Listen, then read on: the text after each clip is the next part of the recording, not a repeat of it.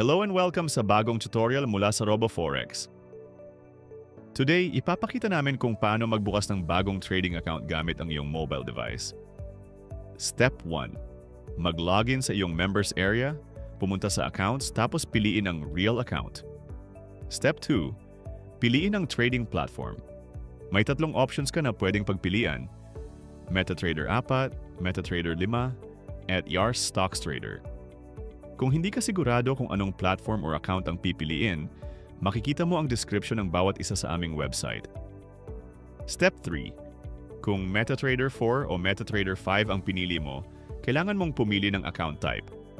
May 4 na pagpipilian: ProCent, Pro, ECN, at Prime. Bawat account ay may kanya-kanyang trading conditions. Halimbawa, ang spread sa ECN at Prime accounts ay nagsisimula sa 0 pips, habang sa Pro at ProCent ay nagsisimula sa 1.3 pips. May commission sa pag-trade sa ECN at Prime accounts, pero wala ito sa Pro at ProCent. May iba pang differences sa mga account types na makikita mo sa website. Step 4. Kung pinili mo ang MetaTrader 5 o Yars Stocks Trader bilang platform, may lalabas na bagong option: Hedge System, yes or no. Ang hedge system ay nagbibigay daan para makapagbukas ka ng multiple positions sa parehong instrument ng hiwalay. Ito ang default setting sa MetaTrader 4. Kung gusto mong ganito ang style ng trading mo, piliin ang yes. Kung ayaw mo, piliin ang no para gumamit ng netting system, kung saan lahat ng trades sa parehong instrument ay magiging isang position lang. Step 5. Piliin ang currency para sa iyong trading account.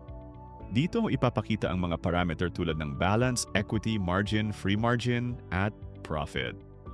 Pwede kang pumili sa USD, Euro o Gold. Step 6. Piliin ang leverage ng account.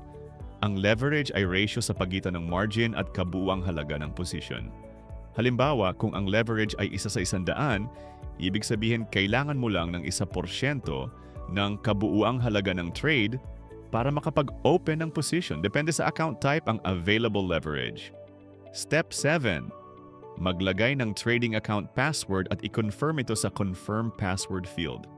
Dapat English letters lang ang characters, may isang uppercase letter, isang lowercase letter, isang digit, at nasa pagitan ng 8 hanggang 15 characters. Para sa MetaTrader 5 accounts, kailangan gumamit ng special symbol. Step 8. Affiliate code. Kung gusto mong i-link ang account mo sa isang partner, ilagay ang partner code dito. Kung wala kang partner, iwanang blanco ang field na ito. Step 9.